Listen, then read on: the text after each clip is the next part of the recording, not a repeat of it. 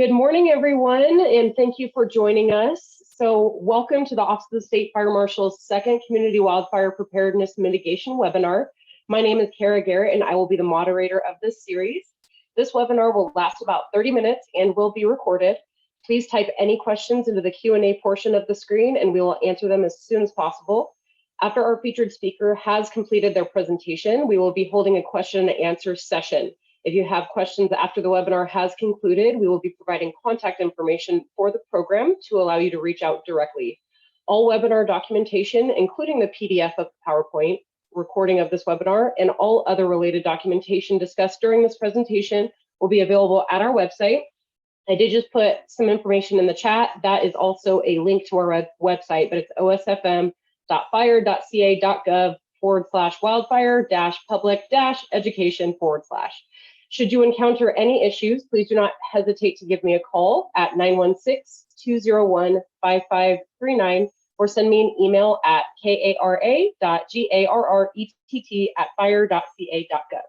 Today's webinar will focus on Firewise Communities, and to get us started, I will introduce Deputy Director Daniel Berlant to say a few words and get us started. So take it away, Chief. All right, well, good morning, everybody. First, thank you so much for taking the time to join us this morning on such an important topic.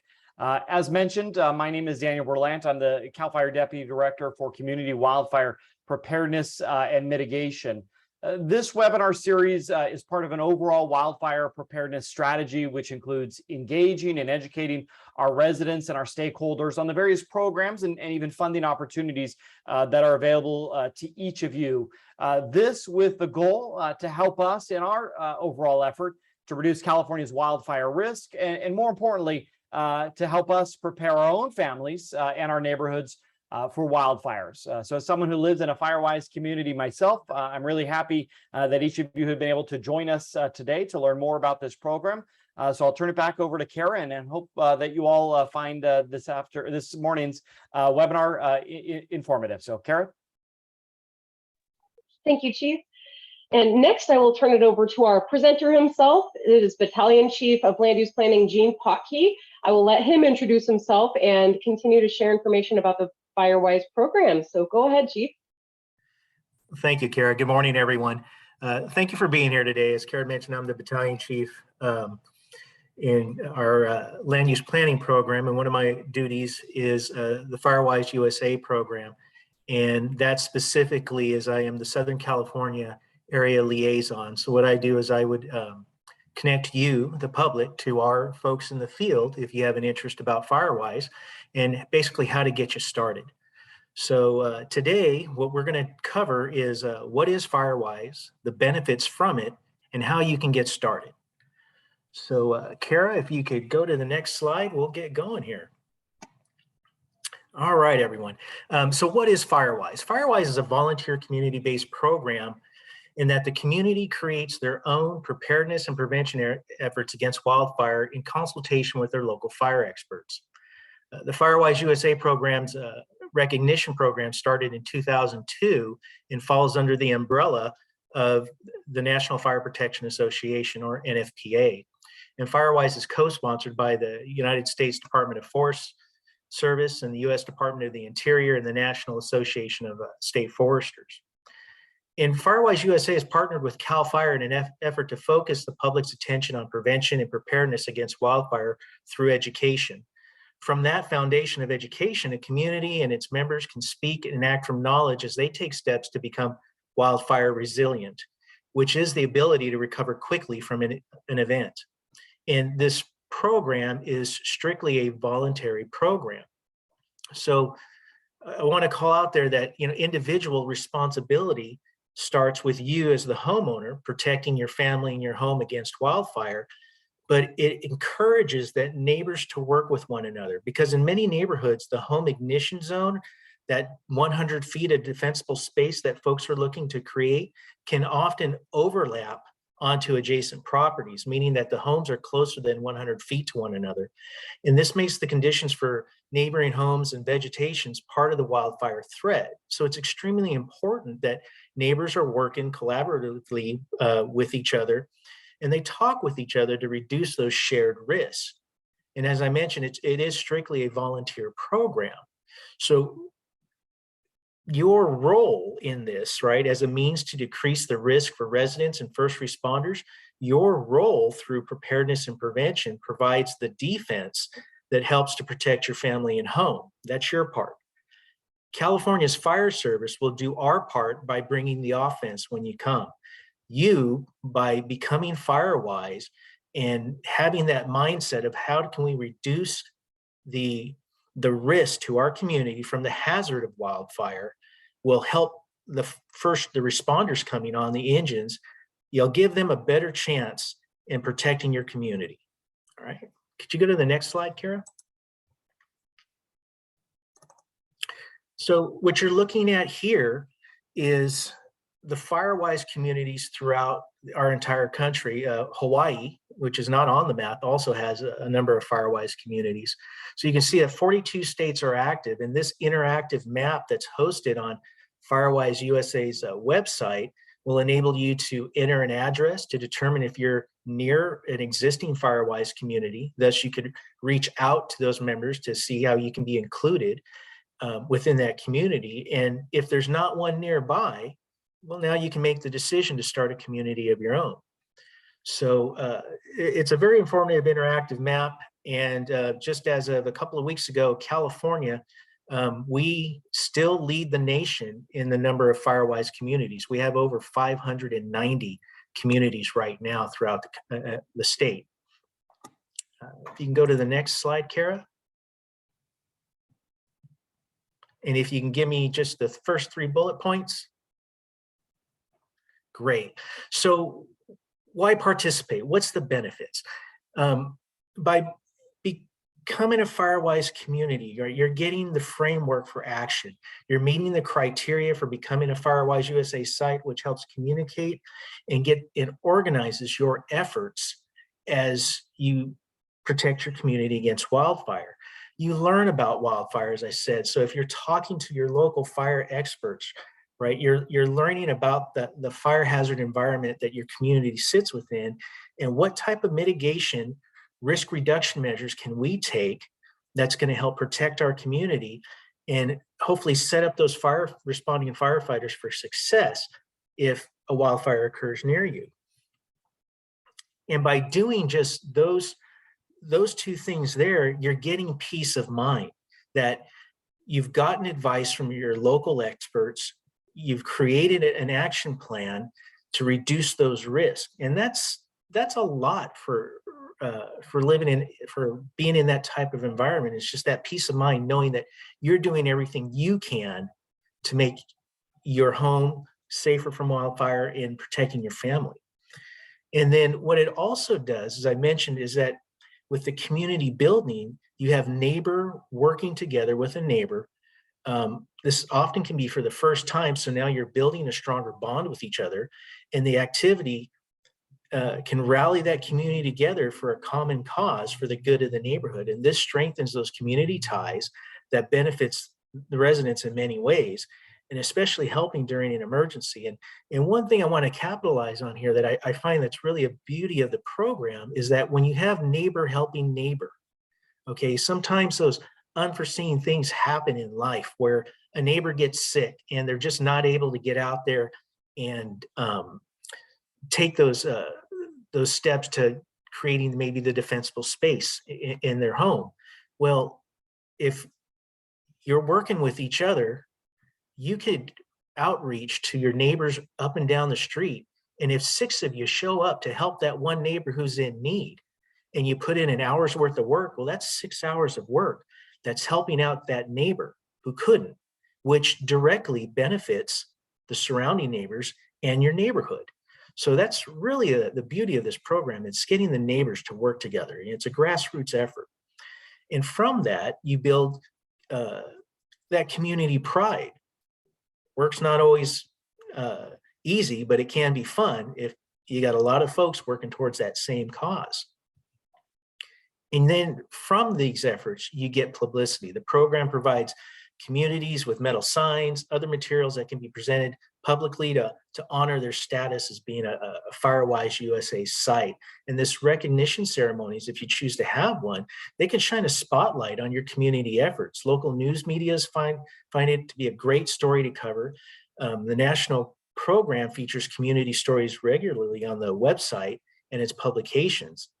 And all this publicity results not only in satisfaction for the residents involved, but it also provides one more way to reach larger number of people with the information about wildfire safety. So you may have a very large community, and maybe not all the folks in the community have bought into the Firewise USA program, but this way of publicity and showcasing your efforts, this could turn them around. And then finally here, a couple of things that are really important to a lot of folks is the access to funding for assistance. Preference is sometimes given to Firewise USA sites over other candidates when it comes to the allocation of grant monies that are being made for wildfire safety and fuel mitigation. And the reason is that there are invariably more requests than available funds when grants are available through states or federal agencies. And if the requests are equally worthy, some officials tend to lean towards those communities because they have confidence in those communities that have demonstrated the foresight of becoming a recognized Firewise USA site.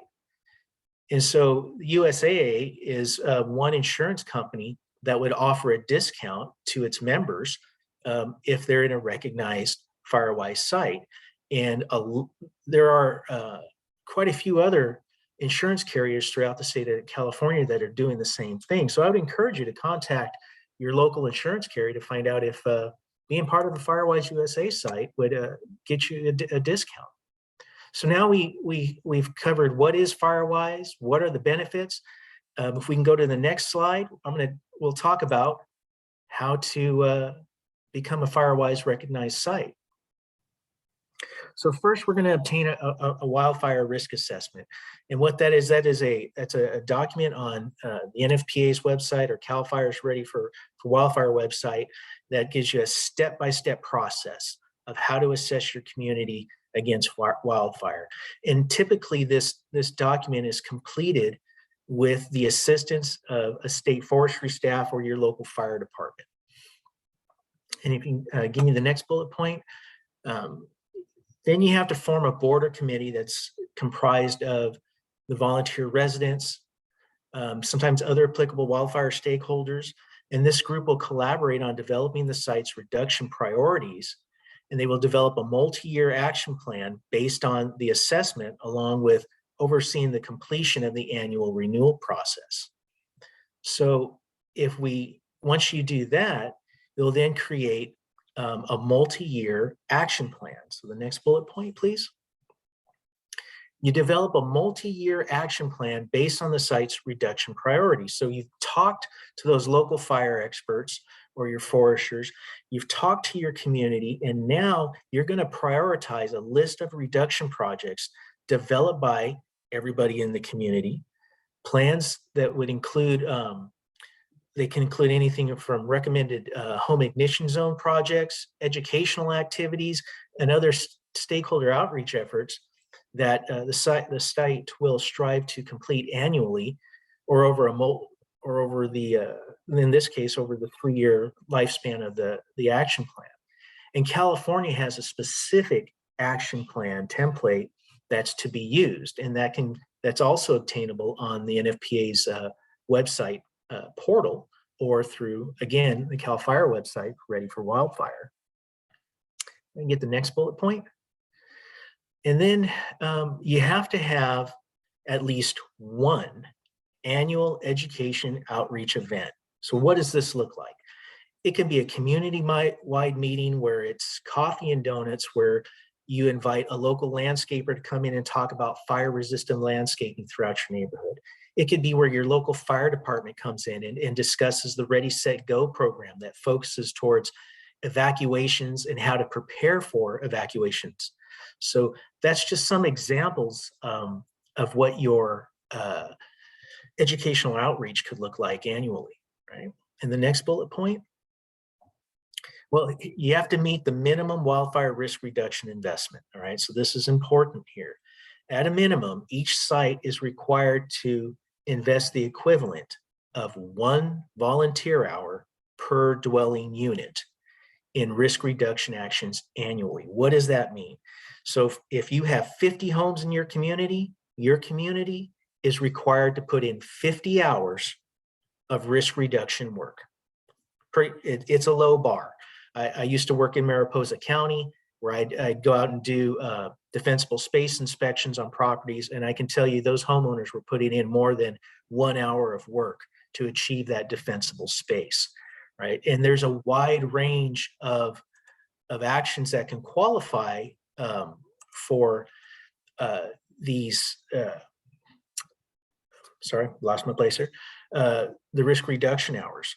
And this could be anything from also expenditures, not necessarily that what you're doing, but it could be a landscaper, it could be rental equipment, it could be grants, for example, that are received, because every hour of every volunteer hour is equivalent to $28.54. So it's either or. So if you have a landscaper that's maintaining your defensible space for you for that month, that dollar amount will equate to the hours worked, and that goes towards meeting those risk reduction hours that your community has to put in annually. And get the next bullet point.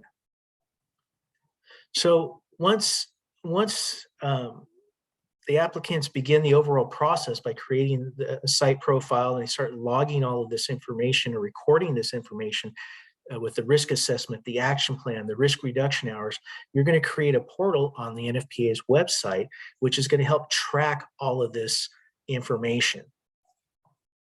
And that information is your state, once that information is uploaded, myself being one of the state liaisons, I would review your application, and if all the criteria is met at the state level, your application would be approved, and then it would be pushed on to the national level for approval. And can I get the next slide, Clara? So this is basically a snapshot of the portal profile you would create, where you would log or record your hours of work, or the dollar amount, as I mentioned, that $28.54 is equivalent to 1 hour. You would record all of that information on your portal site, in addition to uploading your required documents. And this is where you can now track the work that's being done in your community. And that essentially, folks, is how you can become Firewise. If I can get the last slide here, Kara. So if you have any other questions, a good source of information here is the Firewise website, and also the CAL FIRE's Ready for Wildfire. Both sites give you a step-by-step process on how to become Firewise. It also will list state contacts that service your area that you can reach out to for assistance.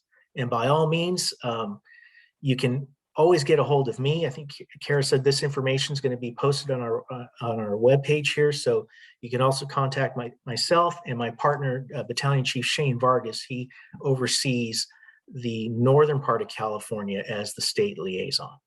So I hope that's given you some good information. I hope there's some questions in the chat, and please reach out to us if you have any. Thank you. And I'll turn it over to you, Kara. Thank you so much, Chief. Mm-hmm. So right now, I am not seeing any questions in the Q&A, but let me go to our participants. And if you have any questions, please raise your hand and I will unmute you.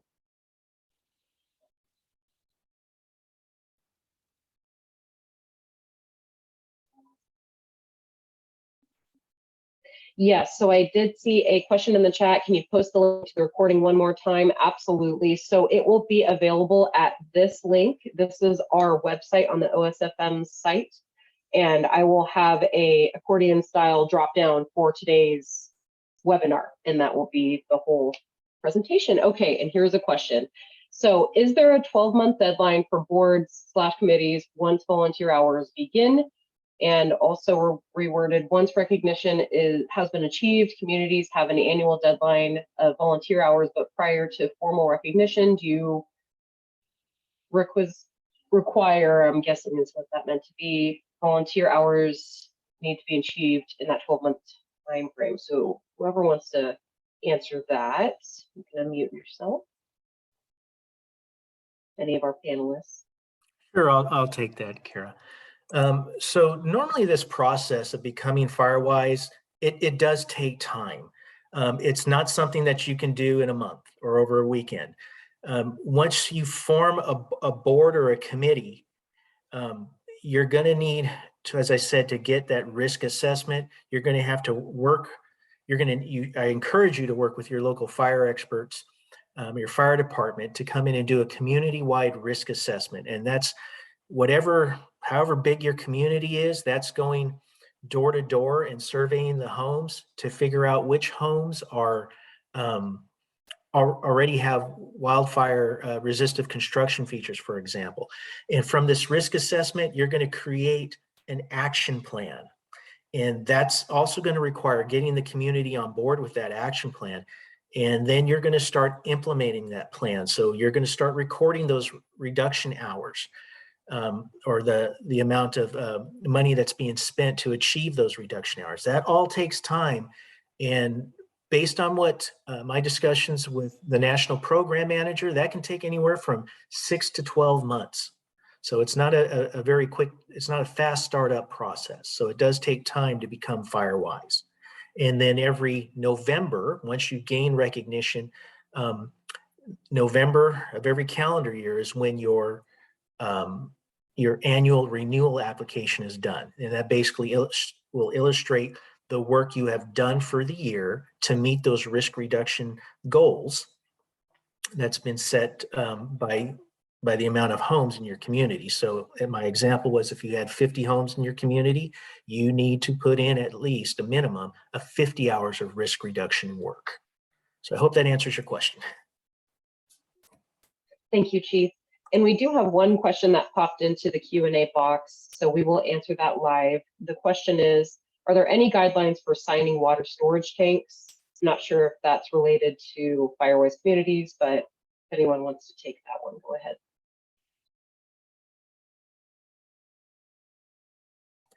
Sure. There aren't any requirements for Firewise, but I would encourage you to contact your local fire department. They often will have some type of recommendations or requirements for you to have some type of posting out in front of the property on the street side. Thank you.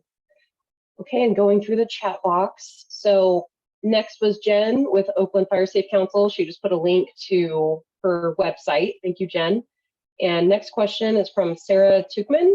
How much time would you say it would take a team, 2 or 3 people, to get set up?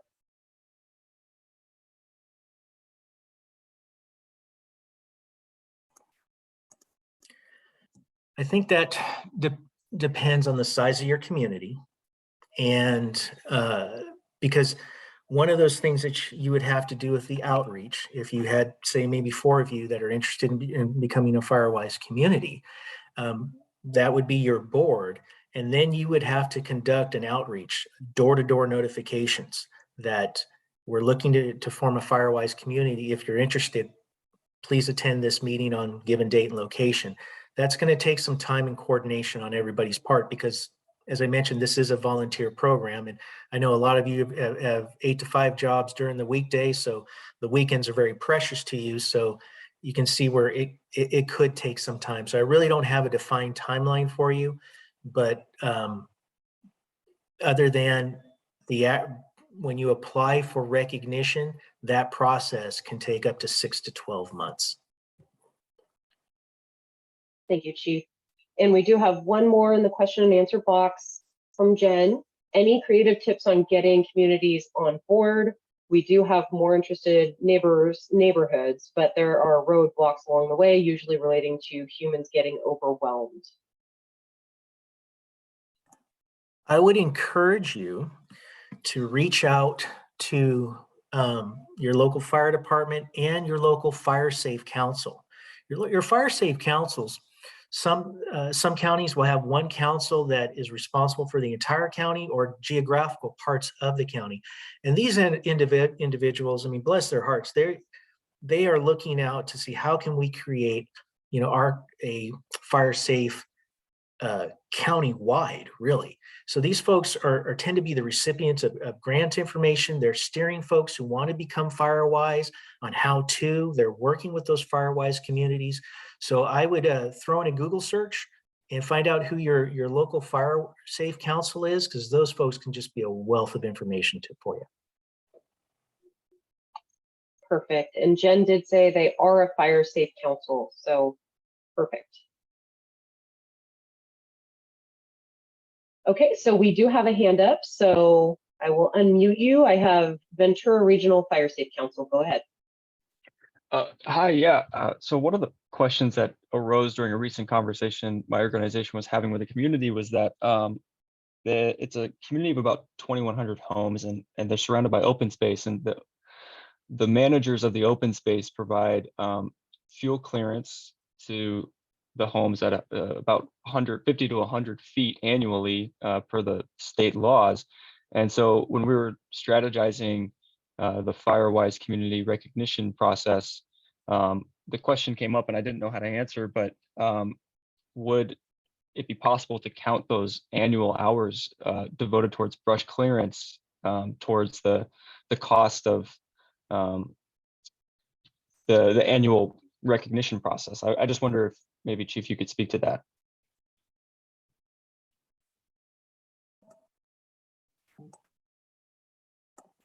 Well, as I mentioned, part of forming your community and part of the community leaders is also reaching out to other stakeholders.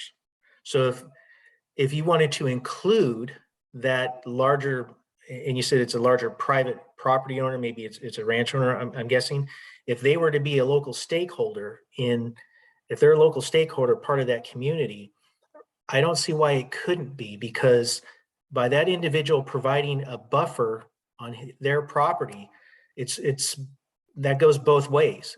It's reducing the hostile fire from coming from his property into the community and vice versa. So we probably need to figure out exactly how many hours that individual is putting on or placing specifically against the adjacent community. You know, it couldn't be his entire property wide. We couldn't count all of that, but we would need to probably take into account how much clearing is specifically benefiting that community, providing that individual is a stakeholder and on that Firewise, that specific communities, he's part of those leaders, part of that group. Does that make sense? Absolutely. Yeah, no, I appreciate that. That clears it up. Okay. Perfect. And just a heads up to everyone, we are about 3 minutes out from noon, so we will be staying on just a little bit longer to continue to answer a few questions, but we will not be going past around 12:15, but just a heads up. So next in the chat, I see a comment, it looks like or a question from Trevor Smith that says, not related to the topic of Firewise, any updates on when the specific code language associated with AB 3074 regarding 0 to 5 foot defensible space may be available? Is there anyone who would like to address that question?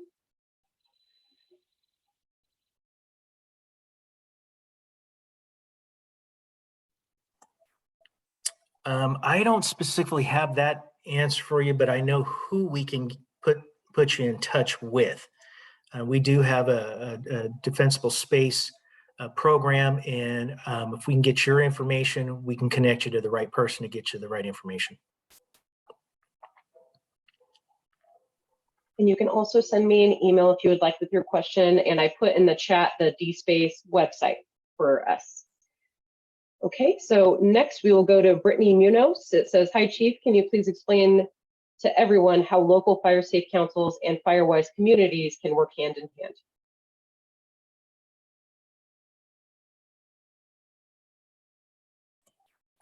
Yes, as I mentioned before, the fire safe councils are just a really good source to help community members start up with becoming Firewise, because they have a history of working with those Firewise communities. So I definitely, if you're looking to form a new community, tie in with them, because they can help you navigate that road. And then also, as I mentioned, the fire safe councils tend to be the recipients of state and federal grants. because they're nonprofits. So now, as a Firewise community, if you're demonstrating that, that you have that awareness about the threat of wildfire and your community is taking those steps to reduce those risks, that puts you in favor. That can put you in favor for getting some assistance to your community. But that would be determined between you and the Fire Safe Council. But you can see we're being Firewise and being proactive. You're helping yourself. That's kind of setting you up on that path to receive some assistance. Okay, thank you, Chief. And we do have a question in the Q&A box. Is minimum 8 homes or parcels? What if there are 2 or 3 homes on one parcel? Yes, the requirements to become a Firewise community is there must be a minimum of 8 dwelling units, no more than 2,500. So it's just 8 dwelling units. If there happen to be multiple homes on one property, that could count. Thank you. And next question, please provide a rough estimate of insurance savings with Firewise.